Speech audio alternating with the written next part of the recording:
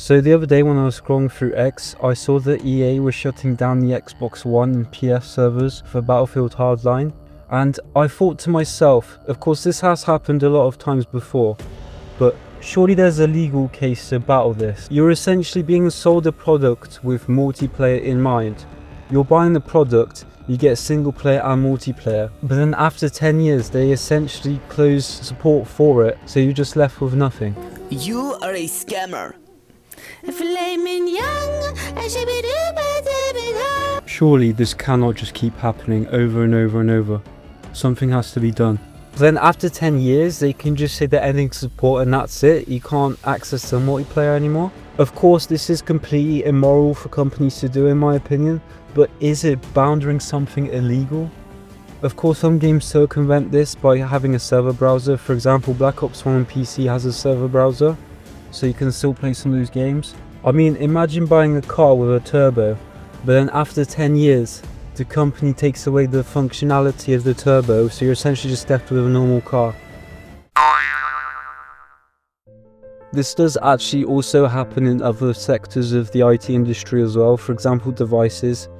You may look at your iPhone, you'll see after a couple of years that they stopped developing updates to be available for older devices. However, I don't think there's an example that fully one-to-one translates to the context of games and their multiplayer services shutting down. This is why I think it's so hard to formulate why it feels illegal. Everyone knows it's wrong, everyone knows it's not right, but I don't think anyone is fully sure about the legality of the whole thing. But this comes down to the fact that when you buy a digital title on your console or PC, you don't actually fully own the game. All you have is licensed access to the game, same as you would with a software, for example. So when servers die for online titles, the game can just be completely unplayable. But of course, I don't think that fully excuses shutting down and just completely making a product unavailable that you've paid good money for. So this has raised a lot of flags within the consumer rights section of law. And more games have been doing this, and there's good reason for it. Low player counts, there's not enough people playing for them to justify keeping the servers up. These servers cost a lot of money to maintain, updating them, keeping anti-cheat, moderating everything, it all adds up. You also got to think about licenses as well. A lot of games like NBA, FIFA for example, they have music, brand deals, they have deals with teams as well, so they can use their logos and licensing, and all of these run out after a certain period of time. I think a good example is Grand Theft Auto 4, when in 2018, 10 years after the game came out, their music license ended, so they had to remove a lot of the original tracks that was in the game.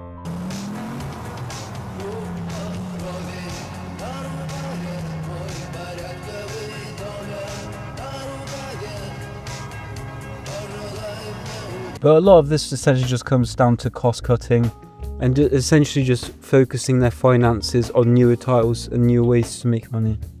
However, this still doesn't justify it. I'm not satisfied with this response at all. How is it acceptable where games are sold at a full price, so you think that you'll have access to the game forever, but they're only actually supported as long as they're profitable? We've had a lot of these shutdowns lately. I mentioned Battlefield Hardline on EA. EA is one of the worst offenders for this in my opinion. They've had so many titles just completely axed. Anthem, Sims Mobile, NBA Live 2019. It seems as if gamers have sort of just accepted this as something that just naturally happens. However, I don't think it's good enough, and this should be looked into more legally to give consumers more rights in terms of actually owning the products that they paid for. I mean, it's absolutely crazy. You have all these other forms of arts, books, films, all of these are preserved for centuries, whereas games, they can vanish just like that because the company deems it not profitable anymore. If you're enjoying this video so far and want to see more videos like this, then please don't forget to drop a sub. Please subscribe. I'm paying full price for a game to just be shut down after a few months because it's not doing too well is an absolute joke. So is this legal? Why is this allowed? So we mentioned that these games are sold as license agreements, and you accept this agreement by essentially purchasing the game. They're normally called EULA or TOS. So these agreements always include a clause, for example, that says service can end at any time for any reason with reasonable notice. And courts in the US and many other countries and regulators within the industry do generally uphold these licenses strongly. So there is no law that essentially tells companies that they have to support a game indefinitely. But there are of course some grey areas to this. If it implies that there's permanent access, then it could violate the consumer protection laws by deleting the title. And there have been suits made in the past, for example The Crew by Ubisoft, which was shut down after a few years. And I did actually play that title and I did enjoy it a good bit when it came out. So that got shut down and there were lawsuits for that. And EA has had a lot of these suits as well. However, the outcomes do vary vastly. There was a YouTuber called Ross Scott. When the whole Crew fiasco happened, he tried to open a movement called Stop Killing Games, which tried to make it illegal for publishers to remotely disable purchased games. And it required games to be left in a reasonably functional state after shutdown. For example, we could have offline modes or server code could be released for use for private servers. And they even tried to sweeten the deal a bit by essentially saying that they don't expect full perpetual support for the games, but to just not completely wipe people's access to the things that they've paid for. Now you might be asking, why not just allow private servers for the game? Why not just allow players to hold their own servers? And a lot of games do actually allow this. For example, a lot of the older Battlefield titles on PC, players host their own servers so they can still enjoy the game. But companies argue this can infringe their copyright, as people can reverse engineer the game or distribute server code. While the EU has slightly better laws recently around technology and all of these absolute grey areas in the markets have been occurring, they still don't say that shutting down servers for a game you paid for is a bad thing. They require companies to go by good faith, but good faith in their terms can just mean to give good notice for when the game is shutting down. There was one in the EU as well, where they have to respond by 27th July 2026 to an initiative called Stop Destroying Video Games, where it got 1.4 million signatures. The EU has to respond to this by July 27th, 2026. So that is the time that we will fully expect an update on this whole situation. But up until now, we can fully say that this is just something that is allowed to happen and will continue happening unless there is a change. We know for a fact it's immoral, but because it's such a grey area, we can't fully state whether it's allowed or not. My hopes in these cases is that of course they can't be forced to fully support these games. It makes no sense to make them in the first place if they have to support them indefinitely.